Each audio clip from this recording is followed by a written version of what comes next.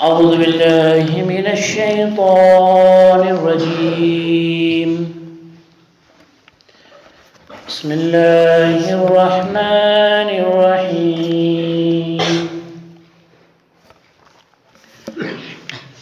شهد الله أنه لا إله إلا هو والملائكة وأولو العلم قائما بالقسط لا إله إلا هو العزيز الحكيم. إن الدين عند الله الإسلام وما اختلف الذين أوتوا الكتاب إلا من بعد ما جاءهم العلم بغيا بينهم ومن يكفر بآيات الله فإن الله سريع الحساب.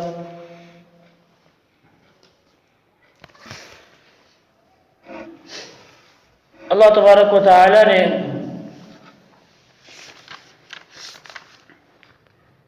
پچھلی آیتوں میں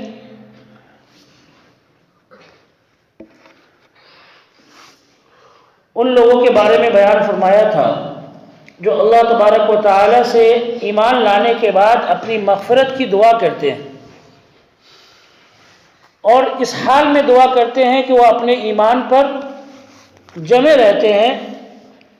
اور جو سچے راستے پر چلنے والے ہیں اور خاص طور سے صبح کے وقت میں یا سحر کے وقت میں جسے آپ کہتے ہیں، جس سے آپ سحری کہہ سکتے ہیں، سحری کھانے کے وقت میں، ایسے وقت میں وہ اللہ سے مغفرت کی دعا کرتے ہیں، اپنی معافی کی دعا کرتے ہیں. ایسے ایمان والوں کے بارے میں اللہ تعالیٰ نے بیان فرمایا تھا کہ ان کی مغفرت ہوتی ہے اور اللہ تعالیٰ ان کو جہنم کے عذاب سے بچاتا ہے، اس کی حفاظت فرماتا ہے. تو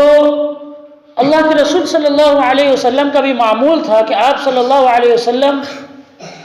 صبح کے وقت کو اللہ کی عبادت کے لیے، صبح کا مطلب جو سحر کا وقت ہوتا ہے،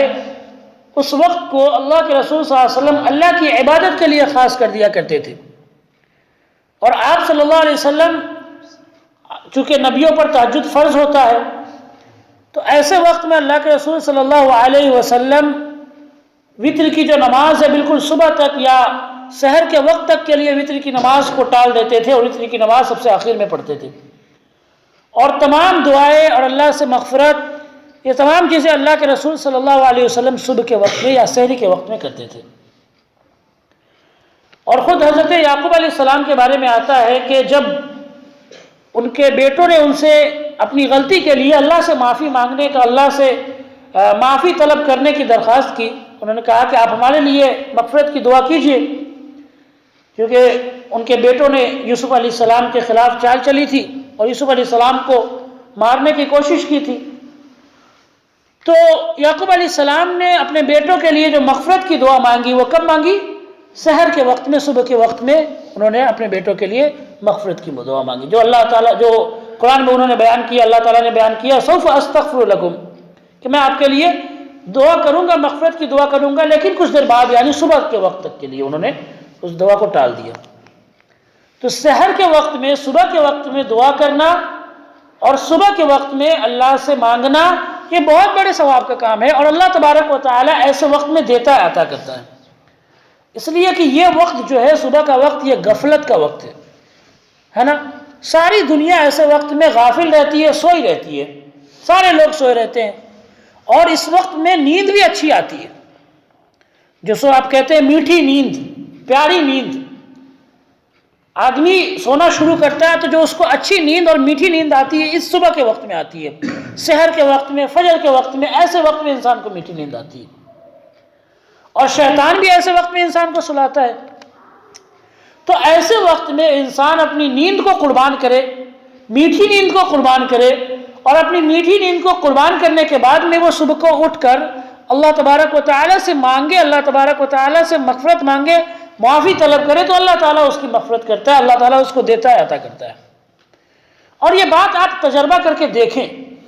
یہ چیزیں تجربہ کرنے کی ہے، آپ ایکسپیرینس کر کے اس کا انوبھو کریں آپ خود۔ آپ کو کسی چیز کی ضرورت ہے،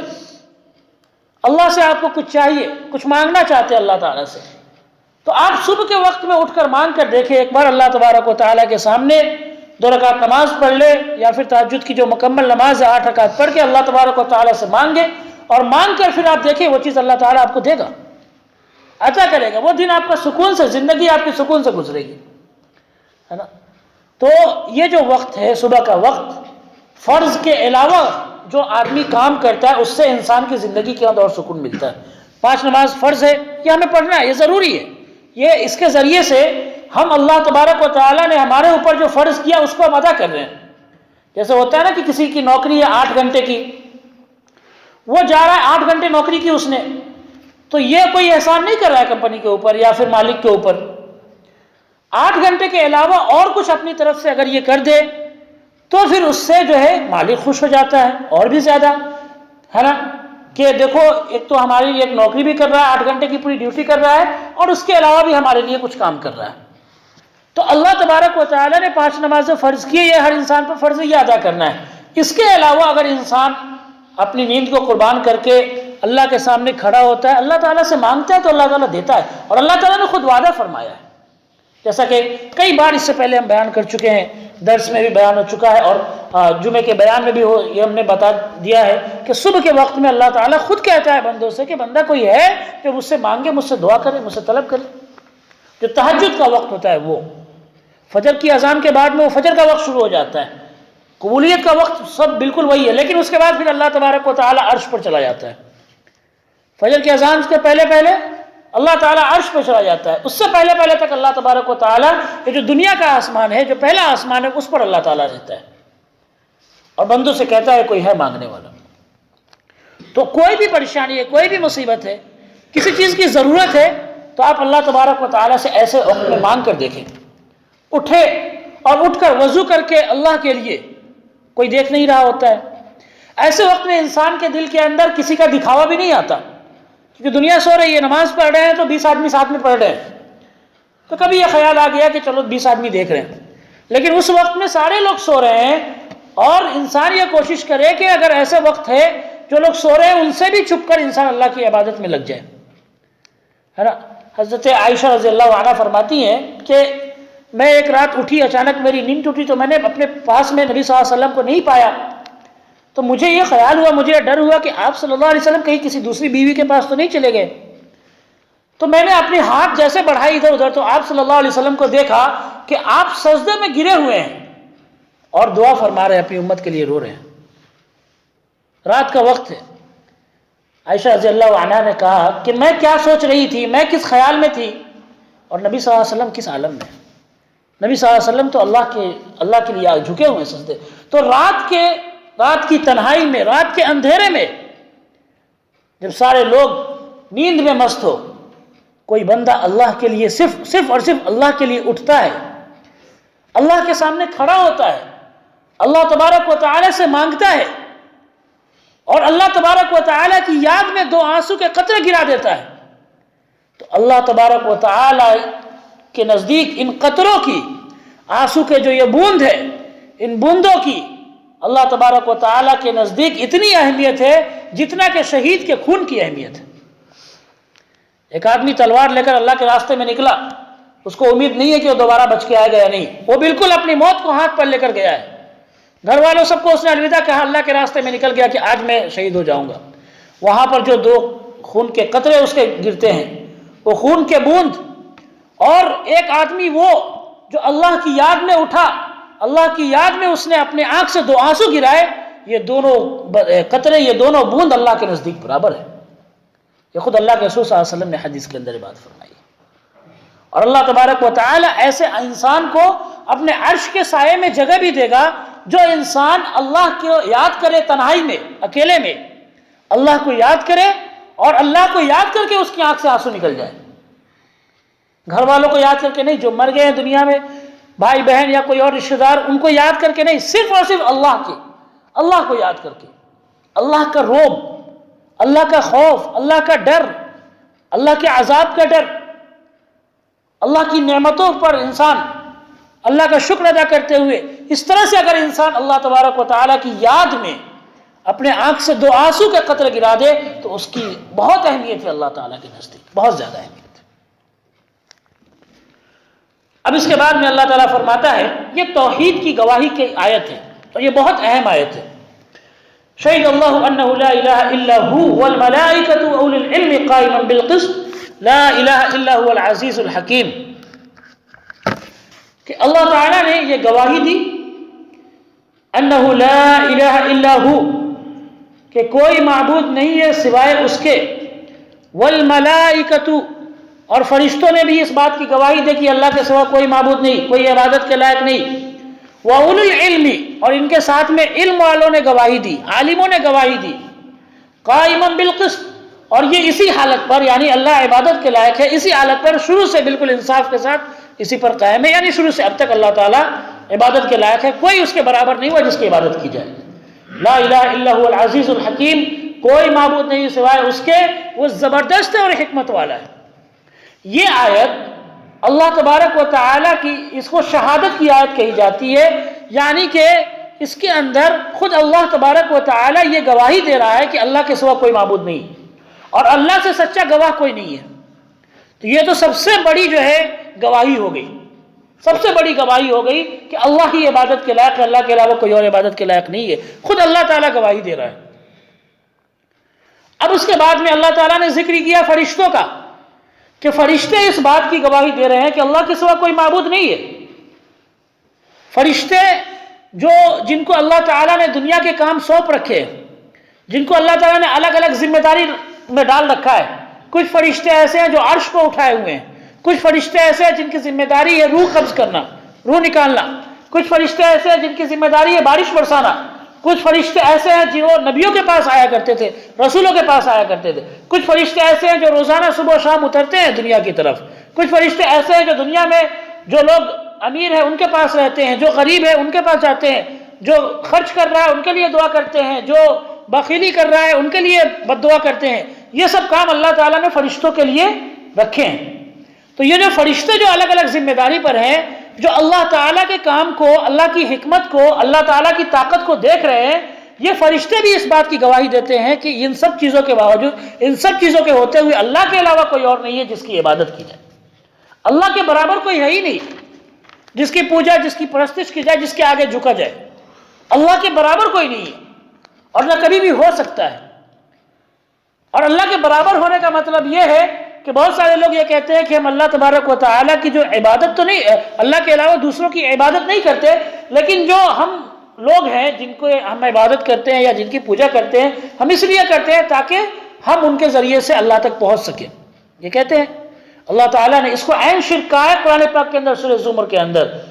کہ والذین اتخذوا من دونہ اولیاء، جن لوگوں نے اللہ کے علاوہ دوسرے ولی بنا رکھے ہیں، معبود بنا رکھے ہیں، عبادت کر رہے ہیں ان کی، ما نعبدهم الا ليقربونا الى الله زلفى، ان سے جب آپ پوچھیں گے تو وہ کیا کہیں گے؟ ہم تو ان کی عبادت نہیں کر رہے ہیں صرف اور صرف اس لیے کہ ہم تو اللہ کے قریب پہنچ سکیں، ہے نا۔ یہ ولی، یہ بزرگ، یہ سب یا پھر یہ جتنے بھی ہیں یہ اللہ کے قریبی ہیں، تو ہم ان کے قریب پہنچنے کے لیے، ہم ان کے ذریعے سے اللہ کے قریب پہنچنے کے لیے ہم ان کا سہارا لیتے ہیں۔ اللہ تعالیٰ نے انہی کو شرک کہا ہے، اللہ تعالیٰ نے اسی کو شرک کیا ہے۔ قرآن کے اندر اللہ نے صاف طور سے اس بات کو بیان کر دیا، جو ہم زبان پر کہتے ہیں وہ اللہ نے بیان کر دیا، ہے نا۔ تو اللہ تعالیٰ کی عبادت اور اللہ تعالیٰ کی پرستش ہونی چاہیے صرف اور صرف اللہ کی، اور اللہ کے برابر کوئی ہو ہی نہیں سکتا، اللہ کی طاقت کے برابر تو کوئی ہو ہی نہیں سکتا دنیا کے اندر۔ جس کو اللہ کے علاوہ جتنی بھی چیزیں وہ کیا ہے؟ وہ اللہ کی پیدا کی ہوئی چیزیں ہیں۔ تو جو چیز کو اللہ نے پیدا کیا وہ اللہ کے برابر کیسے ہو سکتی ہے؟ جس چیز کو ہم بناتے ہیں وہ ہمارے برابر کیسے ہو سکتی ہے؟ تو اللہ تعالیٰ نے اپنے علاوہ ساری چیزوں کو پیدا کیا، اس کائنات کو، اس دنیا کو، پیڑ کو، پودوں کو، ساری چیزوں کو اللہ تعالیٰ نے پیدا کیا ہے، تو اللہ کے برابر کوئی چیز نہیں ہو سکتی۔ تو اس لیے عبادت صرف اور صرف اللہ کی، اس بات کی خود فرشتے گواہی دیتے ہیں، وہ دیکھ رہے ہیں، وہ اللہ تبارک و تعالیٰ کے جو کائنات کے اندر جو اللہ کا کام ہے، اللہ کا جو نظام ہے، جو پورا سسٹم ہے کائنات کا، اس کو دیکھ رہے ہیں وہ، تو اس کو دیکھتے ہوئے وہ یہ گواہی دیتے ہیں۔ اور وہ اولو العلم، اللہ تعالیٰ نے یہاں پر اپنے ساتھ میں فرشتوں کا ذکر کیا اور فرشتوں کے ساتھ میں علماء کا ذکر کیا۔ یہ بہت بڑی فضیلت کی بات ہے علماء کی، علم والوں کی۔ اللہ نے بیان کیا کہ علم والے بھی اس بات کی گواہی دیتے ہیں کہ اللہ کے سوا کوئی معبود نہیں ہے، کوئی عبادت کے لائق نہیں ہے۔ تو یہ عالموں کی بہت بڑی فضیلت ہے اس آیت کے اندر۔ اللہ تعالیٰ نے قرآن پاک میں دوسری جگہ فرمایا ہے انما یخشی اللہ من عبادہ العلماء، کہ میرے بندوں میں سب سے زیادہ اللہ سے ڈرنے والے کون ہیں؟ علماء ہیں، عالم ہیں، جو علم والے ہیں، جنہوں نے دین کا علم حاصل کیا ہے، یہ ہیں اللہ سے سب سے زیادہ ڈرنے والے اپنے بندوں میں۔ اور اللہ کے رسول صلی اللہ علیہ وسلم نے تو حدیث پاک میں بہت ساری فضیلتیں بیان کی علماء کی۔ ایک حدیث میں اللہ کے رسول صلی اللہ علیہ وسلم کے سامنے ایک ایسے آدمی کا ذکر کیا گیا جو صرف عبادت کرتا ہے، وہ عالم نہیں ہے لیکن عبادت خوب کرتا ہے، اور ایک دوسرے آدمی کا ذکر کیا گیا جو عالم ہے۔ تو اللہ کے رسول صلی اللہ علیہ وسلم نے فرمایا فضل العالم علی العابد کفضلی علی ادناکم، کہ عالم کی فضیلت ایک عام عبادت گزار آدمی پر ویسے ہی ہے جیسے میری فضیلت تم سب پر ہے، تم میں سے ادنے آدمی پر۔ یعنی جس طرح سے اللہ کے رسول صلی اللہ علیہ وسلم کی فضیلت، سمجھ رہے ہیں نا، اللہ کے رسول صلی اللہ علیہ وسلم کی فضیلت جس طرح تمام صحابہ، اور بلکہ سب سے اللہ کے رسول نے فرمایا کہ جو ادنا صحابی ہے، جو کم درجے کا صحابی ہے، اس پر جس طرح میری فضیلت ہے، اس طرح ایک عالم کی فضیلت عام عبادت کرنے والوں پر ہے۔ تو یہ عالم کے لیے اللہ کے رسول صلی اللہ علیہ وسلم نے بہت بڑی فضیلت بیان کی۔ فرمایا اللہ کے رسول صلی اللہ علیہ وسلم نے من سلک طریقا یلتمس فیہ علما سہل اللہ لہ بہ طریقا الی الجنہ، کہ جو آدمی کسی ایسے راستے پر چلتا ہے جس میں وہ علم کو سیکھتا ہے یا علم کو حاصل کرنے کے لیے، علم سیکھنے کے لیے کسی راستے پر چلتا ہے، تو اللہ تبارک و تعالیٰ اس کے لیے جنت کا راستہ آسان کر دیتا ہے۔ اور ایک اور حدیث میں کہ اللہ تعالیٰ اس کو جنت کے راستے پر چلا دیتا ہے۔ اللہ کے رسول صلی اللہ علیہ وسلم نے یہ بات بھی فرمائی کہ ان الملائکۃ لتضع اجنحتها لطالب العلم رضا بما یصنع، کہ فرشتے جو ہے یہ علم حاصل کرنے والے کے لیے، علم سیکھنے والے کے لیے اپنے پروں کو بچھاتے ہیں اس کے کام سے، اس کے عمل سے خوش ہو کر۔ فرشتے پر کو بچھاتے ہیں۔ اللہ کے رسول صلی اللہ علیہ وسلم نے یہ بات بھی فرمائی کہ ان اللہ وملائکتہ یصلون علی العالم، کہ اللہ اور اس کے فرشتے یہ سب کے سب کیا کرتے ہیں؟ عالم پر رحمت بھیجتے ہیں، ان کے لیے رحمت کی دعا کرتے ہیں، آسمان میں فرشتے دعا کرتے ہیں۔ فرمایا اللہ کے رسول صلی اللہ علیہ وسلم نے کہ سوراخوں میں، بلوں میں جو چیٹیاں رہتی ہے، وہ چیٹیاں بھی ایک عالم کے لیے رحمت کی دعا کرتی ہے۔ یہ بھی فرمایا اللہ کے رسول صلی اللہ علیہ وسلم نے کہ سمندروں میں جو مچھلیاں رہتی ہے، یہ مچھلیاں بھی ایک عالم کے لیے رحمت کی دعا کرتی ہے۔ تو یہ بہت بڑی فضیلت کی بات ہے، لیکن عالم کیسا ہو؟ 3 شرط ہونی چاہیے، علم، عمل اور سکھائے، 3 شرط، تب جا کر وہ حقیقت میں عالم ہے۔ پہلا علم ہے اس کے اندر، عالم ہے، اور دوسرا عامل ہے، عمل کرنے والا ہے، اور تیسرا یہ کہ وہ معلم ہے، سکھانے والا ہے۔ تو اللہ تبارک و تعالیٰ، فرشتے، یہ سب کے سب جو خیر کو سکھلانے والے ہیں، بھلائی کی بات بتانے والے ہیں، قرآن اور حدیث کی اچھی باتیں بتانے والے ہیں، اس پر یہ سب کے سب رحمت بھیجتے ہیں۔ مچھلیاں، چیٹیاں، یہ سب کے سب، تمام مخلوق، تمام انسان، تمام جنات، تمام چیزیں دنیا کی، یہ سب ان پر رحمت بھیجتی ہیں۔ قرآن اور حدیث کے اندر بے شمار فضیلت بیان ہوئی ہے علم، علماء کی، عالموں کی، لیکن عالم عامل ہونا چاہیے، عمل کرنے والا ہونا چاہیے۔ ایسا عالم نہیں جو دین کو لوٹنے والے ہو، جو دین کو بیچنے والے ہو، شریعت کو بیچنے والے، ایسے عالم نہیں، بلکہ عالم جو عمل کرنے والے ہیں۔ تو ایسے علماء کی بہت ساری فضیلت بیان ہوئی ہے احادیث کے اندر، اور کئی ساری حدیثوں کے اندر اللہ کے رسول صلی اللہ علیہ وسلم یہاں تک فرمایا کہ عالم اور علم یہی دنیا کے اندر جو کچھ ہے، اس کے علاوہ جو کچھ بھی سب بیکار ہے۔ انسان یا تو عالم ہوگا یا پھر سیکھنے والا ہوگا، یا تو وہ سکھانے والا ہوگا یا سیکھنے والا ہوگا، ہے نا، علم حاصل کر رہا ہوگا یا پھر علم دوسروں کو سکھا رہا ہوگا۔ ایسے ہی 2 لوگ ہیں جن کے بارے میں فضیلت بیان ہوئی ہے حدیث کے اندر، ہے نا۔ تو علماء کی بہت سارے فضائل علماء کے بیان ہوئے، اللہ کے رسول صلی اللہ علیہ وسلم نے بہت سارے فضائل بیان کیے۔ یہ علماء اس بات کی گواہی دیتے ہیں، خود اللہ نے قرآن میں بیان کیا کہ فرشتوں کے بعد علماء گواہی دیتے ہیں۔ اب یہاں سے پتہ چلتا ہے کہ علماء حقیقت میں وہ عالم ہے جو توحید کی گواہی دیتا ہے۔ توحید یعنی اللہ معبود ہے، اللہ عبادت گزار، اللہ ہی عبادت کے لائق ہے، اس بات کی جو گواہی دیتا ہے وہی حقیقی عالم ہے، ورنہ اللہ کے علاوہ جو دیگر لوگوں کو اللہ کے برابر سمجھتا ہے وہ عالم نہیں ہے قرآن کی نظر میں۔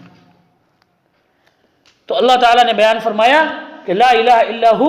اس کے سوا کوئی معبود نہیں، فرشتوں نے بھی گواہی دی اور